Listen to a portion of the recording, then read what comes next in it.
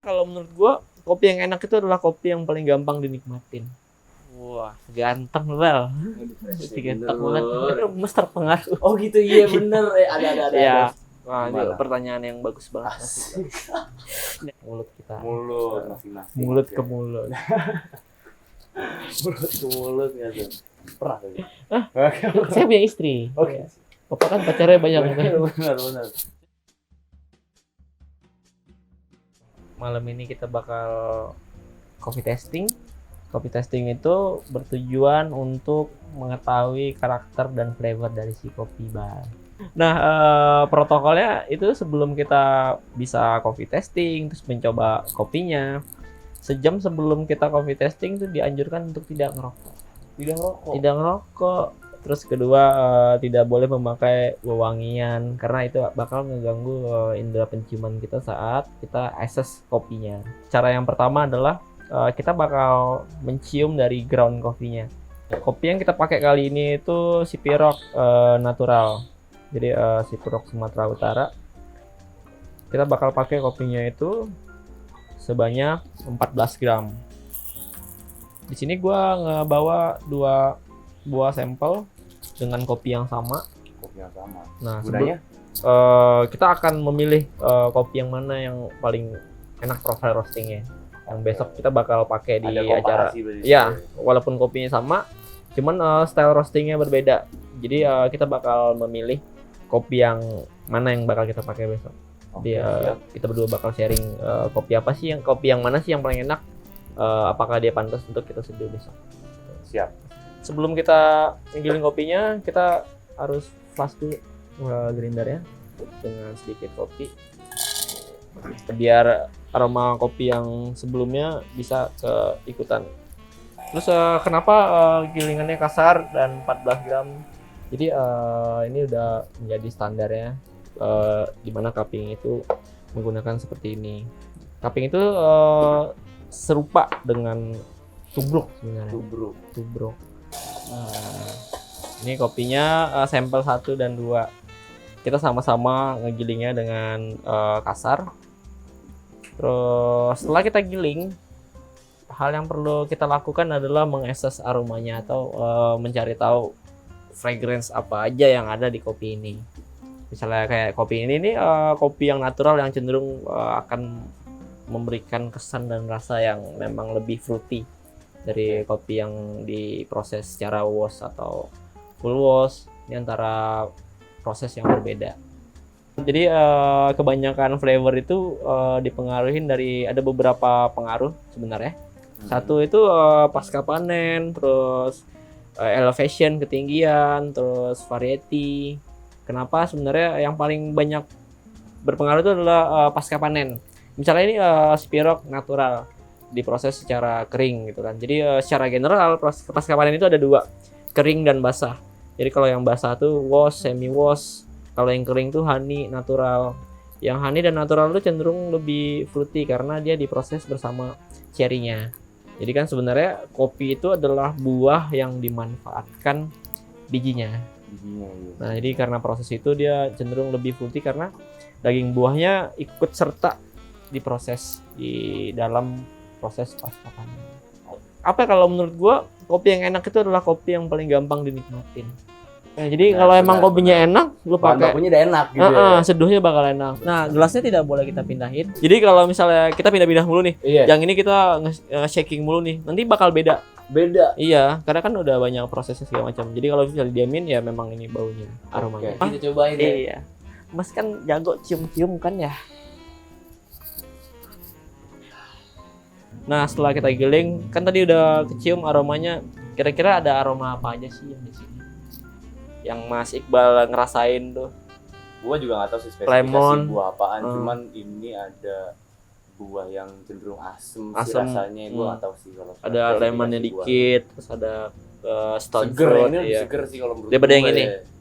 Ya sih, gue setuju sih ini lebih Gua segar. nggak tahu dah. Sebenarnya ini kopi yang sama, cuman di roastingnya dengan gaya yang berbeda. Oh gitu. Nah, sekarang setelah kita dapat aromanya, kita ingat dalam pikiran kita, oh ini rasanya ini aja. Sekarang kita bakal nyeduh kopinya. Caranya kayak gini, kita bakal cari sudutnya, kita bakal tuang kayak gini. Sampai dia muter. Masih Iqbal mau nyoba? Sampai full. Sampai full. Silakan Mas, awas panas. Oke, siap. Kita bakal nunggu waktu ekstraksinya selama 4 menit.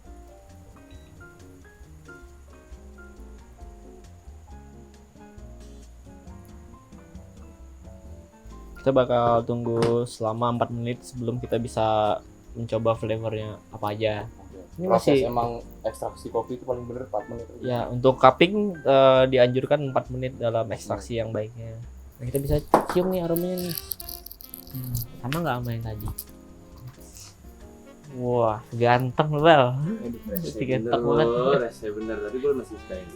Ini basah lebih wangi daripada yang kering tadi ya? Iya. Oh, berarti dia intensitasnya naik setelah dia ketemu air kan. Nah. Kalau kopi dari freshness-nya bagaimana? Ini apa kopi yang fresh, apa kopi yang udah lama? Itu bisa, dan sini ada krema-kremanya tuh. Dari Tiger Mark-nya itu menandakan bahwa si kopi ini masih punya freshness yang baik.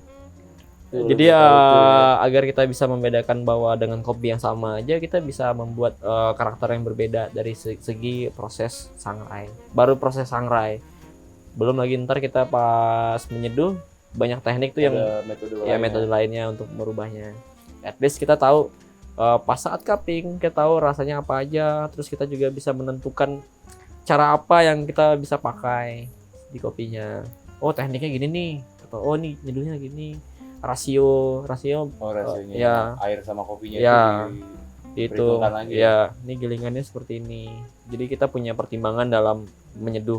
Jadi dalam penilaiannya ada fragrance tadi yang bau kering itu, terus kering. Aroma, terus ada flavor, acidity. Aroma ini setelah di sini. Ya, aroma setelah diseduh. Terus flavor itu rasa dari si kopinya. Setelah nanti kita bakal nyobain after 4 menit. Terus ada acidity itu tingkat keasaman kopi.